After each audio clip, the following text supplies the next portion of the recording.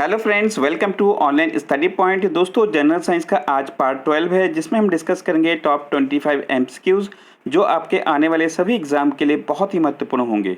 दोस्तों, यह सेशन आपको डेली शाम को 8 बजे प्राप्त हो जाएगा। और दोस्तों, अगर वीडियो अच्छा लगे तो प्लीज़ लाइक और शेयर जरूर करिए और ऑनलाइन स्टडी पॉइंट को सब्सक्राइब करना ना भूलिए। और दोस्तों, इस वीडियो को ज़्यादा से शेयर करिए और अपने स्टडी रिलेटेड ग्रुप में जरूर शेयर करिए। चलिए स्टार्ट करते हैं आज का सेशन। और आज का पहला क्वेश्चन है, मानव नेत्र में कौन सा लेंस या दर्पण होता है। तो देखिए, मानव जो नेत्र है उसमें कौन सा लेंस होता है या दर्पण। तो देखिए, इसमें उत्तल लेंस होता है, यानी कि कन्वेक्स लेंस जो है मानव नेत्र में होता है। ठीक है। और देखिए कि मानव जो नेत्र के बारे में दो तीन चीज़ें आप अच्छे से ध्यान रखेंगे कि जो मानव नेत्र की सामान्यतः जो देखते हैं कि स्पष्ट दृष्टि की न्यूनतम दूरी जो होती है वो 25 सेंटीमीटर है, और कई बार एग्जाम में पूछा भी गया है। और देखिए, एक चीज़ और देखेंगे कि जो मानव नेत्र है उसमें किसी भी वस्तु का जो प्रतिबिंब है वो कहाँ बनता है, वो रेटिना यानी कि दृष्टि पटल पर जो है किसी वस्तु की प्रतिबिंब बनती है। हमारी मानव यानी कि आंखों में ये रेटिना पे बनती है। ठीक है। चलिए अगला क्वेश्चन देखते हैं, थैलेसीमिया रोग का लक्षण कौन सा नहीं है। तो यहाँ पे नहीं है बोला है कि थैलेसीमिया के जो रोग है उसके लक्षण कौन सा नहीं है। तो देखिए, इसमें दिल की धड़कन को सही से ना चलना ये भी होता है, पैरों में ऐंठन होता है, लेकिन वजन ना बढ़ना, सूखा, ये सारे इसके लक्षण नहीं है। देखिए, थैलेसीमिया क्या है, एक आनुवंशिक रोग है। और इसमें क्या होता है कि देखिए कि रक्त में हम देखते हैं कि जो हीमोग्लोबिन है उसके निर्माण कार्य में जो है गड़बड़ी हो जाती है, और जिसके कारण बार बार जो है इसको, जिस व्यक्ति को अगर ये होता है तो उसको बार बार रक्त चढ़ाना पड़ता है। ठीक है। अगला क्वेश्चन देखते हैं, वृद्धावस्था में मनुष्य की हड्डियां क्यों कमजोर हो जाती है। तो देखिए, वृद्धावस्था में मनुष्य की जो हड्डियां कमजोर इसलिए होती है, इसका मेन रीजन क्या है, इसमें कैल्शियम की कमी होती है। ठीक है। कैल्शियम की कमी के कारण हम देखते हैं कि हड्डियां कमजोर हो जाती है। देखिए, मोस्टली जो हम देखते हैं कि हड्डियां कैल्शियम की कमी से होता है। तो देखिए, कैल्शियम किन चीज़ों में पाया जाता है। तो देखिए कि केले खाने से हम देखते हैं कि बॉडी में पर्याप्त मात्रा में कैल्शियम होती है। इसके अलावा दूध, दही, इन सारी चीज़ में बहुत पर्याप्त मात्रा में कैल्शियम पाया जाता है। और सोयाबीन और बीन्स हो गया, ओट्स, पनीर, इन सारी चीज़ों में हम देखते हैं कैल्शियम की मात्रा बहुत ज़्यादा में पाई जाती है। तो ऐसे लोगों को कैल्शियम के लिए ये सारी चीज़ इनटेक करना चाहिए, खाना चाहिए। अगला क्वेश्चन देखते हैं, मनुष्य के रुधिर वर्ग किस पर निर्भर करता है। तो देखिए, किस चीज़ पर मनुष्य का रुधिर वर्ग यानी कि जो ब्लड ग्रुप है वो किस पर निर्भर करता है। तो देखिए, प्रत्येक व्यक्ति में जो उपस्थित जीन्स होते हैं, इनके जीन, उस पर निर्भर करता है कि किसी भी व्यक्ति का ब्लड ग्रुप कैसा होगा। ठीक है। तो जीन पर डिपेंड करता है। और देखिए, जीन होता क्या है। तो देखिए, एक तरह की एक जो आनुवंशिकता की जो है मूलभूत शारीरिक इकाई है, यानी कि एक जो है मेन हमारे कंपोनेंट है हमारे आनुवंशिक लक्षण के, वो है जीन्स। ठीक है। और देखिए कि इसमें हम देखते हैं कि जीन्स के कारण ही हम देखते हैं कि जो जो हमारे विशेषज्ञ बताते हैं कि जो हमारे शरीर में देखते हैं कि बालों का जो रंग है, आंखों का रंग, इन सारी चीज़ें जो ये जीन पे ही डिपेंड करती है। ठीक है। नेक्स्ट क्वेश्चन देखते हैं, द्विनाम पद्धति यानी कि बाइनोमियल जो नोमेनक्लेचर है, इसके प्रतिपादक कौन है। तो देखिए, द्विनाम पद्धति, इसके जो नोमेनक्लेचर इसके हम देखते हैं कि जो प्रतिपादक है वो है लीनियस। ऑप्शन नंबर बी यहाँ पे करेक्ट हो जाएगा।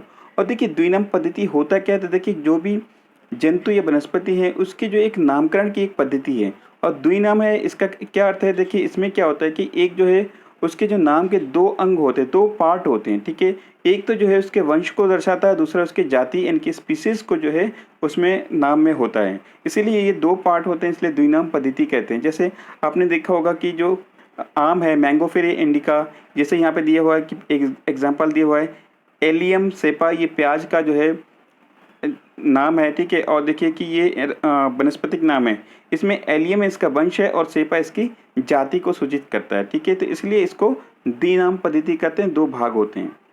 अगला क्वेश्चन देखते हैं, किसके आंशिक निर्जलीकरण से प्लास्टिक ऑफ पेरिस बनाया जाता है। ठीक है। तो देखिए, यहाँ पे बताया गया कि प्लास्टर ऑफ पेरिस कैसे बनता है। तो देखिए, ये जिप्सम जो लवण होता है, जिप्सम लवण के निर्जलीकरण से हम देखते हैं प्लास्टर ऑफ पेरिस बनता है। प्लास्टर ऑफ पेरिस, देखिए इसका फॉर्मूला क्या होता है, CaSO4 इंटू हाफ H2O, इसका ये रासायनिक फार्मूला होता है। और देखिए, इसको अर्धजलीय कैल्शियम सल्फेट भी कहते हैं।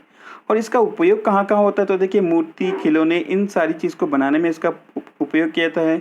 ब्लैक बोर्ड में जो लिखने वाले चौक है, इसके अलावा दांतों के जो जो उद्योग होता है, इंडस्ट्री, जो जो आप देखते होंगे आर्टिफिशियल दांत बनते हैं, इन सारी चीज़ में इसका उपयोग किया जाता है, ठीक है।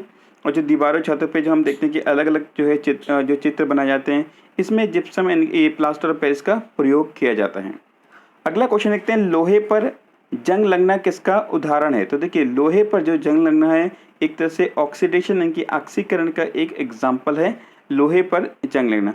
और मैंने आपको एक चीज़ बताया था कि अगर कोई भी जंग लगी हुई वस्तु से कि अगर इंसान को कट जाती है लोहे वगैरह इन सारी चीज़ें, तो उससे कौन सा रोग होता है, तो देखिए वो होता है टिटनेस, ठीक है।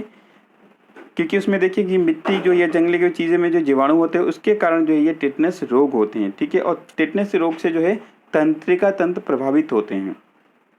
अब देखिए यहाँ पे ऑक्सीकरण की बात हुई, तो देखिए ऑक्सीकरण क्या है, एक रासायनिक प्रक्रिया है जिसके फलस्वरूप हम देखते हैं कि यौगिक में विद्युत ऋणात्मक परमाणु के जो अनुपात है बढ़ जाता है, या हम कह सकते हैं कि धनात्मक परमाणु का अनुपात कम हो जाता है। और इसका सही एग्जाम्पल आप देख रहे होंगे, यहाँ पे एक फॉर्मूला दिया हुआ है जिसे 2H2 और O2 और इसके फलस्वरूप बनता है 2H2O बनता है, ठीक है। चलिए अगला क्वेश्चन देखते हैं, शैवालों की कोशिका भित्ति किसकी बनी होती है। तो देखिए जो शैवालों की जो कोशिका भित्ति होती है वो किसकी बनती है, सेल्यूलोज की बनती है, ठीक है। और देखिए सेल्यूलोज क्या होता है, एक कार्बनिक यौगिक है और इसका फॉर्मूला क्या है, रासायनिक फार्मूला। तो देखिए C6H10 और O5 इसका जो है N है होल टॉइज में, देखिए N के ही भी यहाँ पे इसकी वैल्यू चेंज होती रहती है, ठीक है। और देखिए यह एक बहुचक्र है और इसका देखिए कि एक ही प्रकार, जिसमें हम देखते हैं कि एक ही प्रकार का अणु लगातार जुड़ने से ये हजारों अणु वाला पॉलीमर भी बन जाता है, ठीक है। और देखिए बहुत सारे हरे पौधे हैं जिनकी जो है हम देखते हैं कोशिका भित्ति जो है सेलुलोज की बनी होती है। और एक इम्पॉर्टेंट चीज़ आप ध्यान रखेंगे, जो कपास है उसकी रेशो में लगभग 90% उसमें सेलुलोज होता है, ठीक है। तो ये चीज़ ध्यान रखेंगे, कपास में 90% सेलुलोज पाया जाता है। अगला क्वेश्चन है, हम देखते हैं ऑसिलोस्कोप द्वारा किससे उत्पन्न तरंगों को देखने में मदद मिलती है। तो देखिए ऑसिलोस्कोप एक ऐसा उपकरण है जिसके द्वारा हम देखते हैं कि ध्वनि के द्वारा उत्पन्न जो तरंगों को हमें देखने में मदद मिलती है, ठीक है। तो ऑसिलोस्कोप ध्यान रखेंगे, ध्वनि के द्वारा उत्पन्न तरंगों को देखने में मदद मिलती है। और देखिए इसमें क्या होता है कि जो इसके ग्राफिकल रूप से हम देखते हैं अलग अलग सिग्नल को जो है अलग अलग जो वोल्टेज उसमें जो है प्रदर्शित किया जाता है इस ऑसिलोस्कोप के द्वारा, ठीक है। अगला क्वेश्चन देखते हैं, आदर्श गैस की ऊर्जा किस पर निर्भर करती है। देखिए जो आदर्श गैस होती है तो उसकी जो ऊर्जा है वो मोलों की संख्या पर निर्भर करता है, ठीक है। तो आदर्श गैस मोलों की संख्या पर निर्भर करती है। नेक्स्ट क्वेश्चन है, फूल की कलियों से प्राप्त होने वाली मसाला कौन सा है। तो देखिए ये आपको सभी को पता होगा कि ये है लौंग। और देखिए कई बार एग्जाम में पूछा गया तो इसलिए इसको मैंने यहाँ पे लिया है। क्या आप लोग कमेंट बॉक्स में ये बता सकते हैं कि इलायची जो है ये पौधों के कहाँ पे उगती है, ये कहाँ पे पाया जाता है, ठीक है। कमेंट बॉक्स में जरूर बताइए इसको। नेक्स्ट क्वेश्चन हम देखते हैं कि सबसे भारी धातु यानी कि हैवी मेटल कौन सी है। तो देखिए सबसे हैवी मेटल है ऑस्मियम, ये है ऑप्शन नंबर सी यहाँ पे करेक्ट हो जाएगा। ये सबसे हैवी मेटल है, मेटल की बात कर रहा हूँ, ठीक है। देखिए और यहाँ पे देखिए लिथियम सबसे जो है यहाँ पे हल्की धातु है, ठीक है। तो ये धातु सबसे भारी ये हो गया और सबसे हल्की लिथियम हो गया, ठीक है। और एक चीज़ ध्यान रखेंगे यहाँ पे प्लेटिनियम को अब तक का सबसे कठोर जो धातु माना गया, ठीक है, कठोर में। लेकिन देखिए अगर हीरा की बात करें तो देखिए हीरा एक धातु तो नहीं है लेकिन ये सबसे कठोर पदार्थ माना गया है हीरा को, ठीक है। तो ये सारे इंपॉर्टेंट फैक्ट्स आप याद रखेंगे। अगला क्वेश्चन देखते हैं, सरीसृप को एक सरीसृप कौन बनाता है। तो देखिए जो सरीसृप वर्ग के जो प्राणी होते हैं उसमें उनको सरीसृप वर्ग में क्यों रखा गया, एक तरह से ये कहने का मतलब है क्वेश्चन का, तो एक इसका अर्थ है कि एक तरह से वो अंडे देते हैं, ठीक है। तो ऑप्शन नंबर यहाँ पे सी करेक्ट होगा। देखिए ये गर्म खून वाले नहीं होते, ये ठंडे खून वाले प्राणी होते हैं सरीसृप वर्ग के। और देखिए कि इनकी जो त्वचा होती है बहुत कठोर होती है, शुष्क होती है और ये ज़्यादातर जो है प्रतिकृति के साथ साथ हम देखते हैं कि कवर हो जाती है, ठीक है। और ये जानवर हमने बताया कि अभी ये ठंडे खून वाले होते हैं और देखिए इसी के कारण ये अपने शरीर के टेम्परेचर को हमेशा जो है बनाए नहीं रख सकते हैं और इसलिए देखते हैं कई बार वो अपने शरीर को जो है गर्म रखने के लिए धूप में ही ये अपने अंडे देते हैं सरीसृप वर्ग के प्राणी। अगला क्वेश्चन देखते हैं, कौन सा रोग और उसके प्रभावित भाग का सही मेल है। तो यहाँ पे हमें बताना है कि कौन सा यहाँ पे सही मेल है। तो देखिए ये गलत है ऑप्शन, ये भी गलत है, ये सही है। यानी कि निमोनिया जो है हमारे लंग्स यानी फेफड़े को जो है ये प्रभावित करते हैं। एक चीज़ आप ध्यान रखेंगे, मेनिंजाइटिस ये दांत से संबंधित नहीं है, लेकिन मेनिंजाइटिस क्या है, एक बुखार है जिसको हम कहते हैं दिमागी बुखार कहते हैं, ठीक है, मेनिंजाइटिस।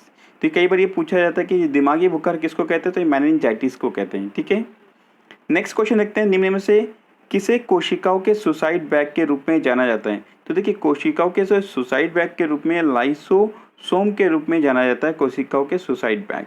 और देखिए लाइसोसोम जो है एक बहुत ही शक्तिशाली पाचन एंजाइम्स होते हैं, यानी कि डाइजेस्टिव एंजाइम्स होते हैं। और देखिए इसलिए जो है इसको हम कहते हैं कि एक सुसाइड बैग के रूप में। आज इस फिगर में देख रहे होंगे ये है लाइसोसोम्स, इस तरह के ये होते हैं। ठीक है, नेक्स्ट क्वेश्चन यहाँ पे हम देखते हैं, किसके विलेन का पीएच 7 से कम होगा। तो देखिए यहाँ पे FeCl3 का जो पीएच है वो 7 से कम होगा।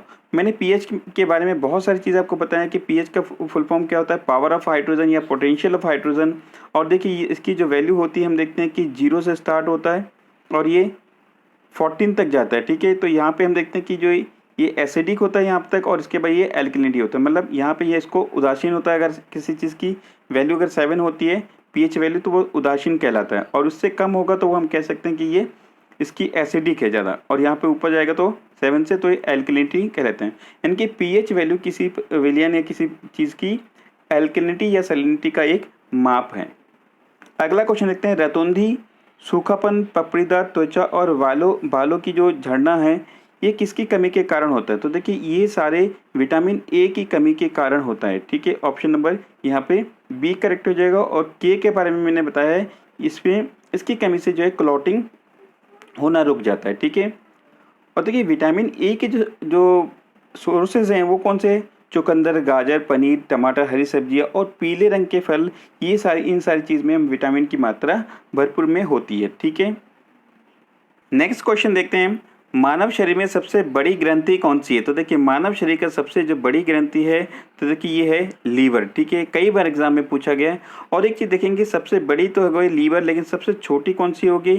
तो देखिए ये है पिट्यूटरी ग्रंथि, जिसको हम कहते हैं पीयूष ग्रंथि या मास्टर ग्रंथि के नाम से भी जानते हैं, और ये सबसे छोटी ग्रंथि है मानव शरीर के। ठीक है, तो ये चीज़ ध्यान रखेंगे। और दोस्तों मैं आप लोगों से पूछा था कि SSC CGL का प्रीवियस ईयर के जो क्वेश्चन है, आप लोगों ने काफ़ी लोगों ने कमेंट किया, और इसका जो मंडे से जो है हम ये सेशन जो है उसके प्रीवियस ईयर के क्वेश्चन जो है मंडे से शुरू करेंगे। ठीक है, नेक्स्ट क्वेश्चन देखते हैं, मानव शरीर श्वसन कार्य का केंद्रीय नियंत्रण कहाँ से होता है। तो देखिए इसका जो केंद्रीय जो नियंत्रण होता है ये मेडुला ऑब्लिगेंटा से शुरू होता है। ऑप्शन नंबर यहाँ पे बी हमारा करेक्ट हो जाएगा। ठीक है, देखिए कई बार मैंने यहाँ पे बताया कि जो हमारे मस्तिष्क के 3 भाग होते हैं, अग्र मस्तिष्क, मध्य मस्तिष्क और पश्चिम मस्तिष्क, क्या आप बता सकते हैं। और कई बार मैंने बताया कि मेडुला ऑब्लिगेंटा कौन से मस्तिष्क का जो है पार्ट है।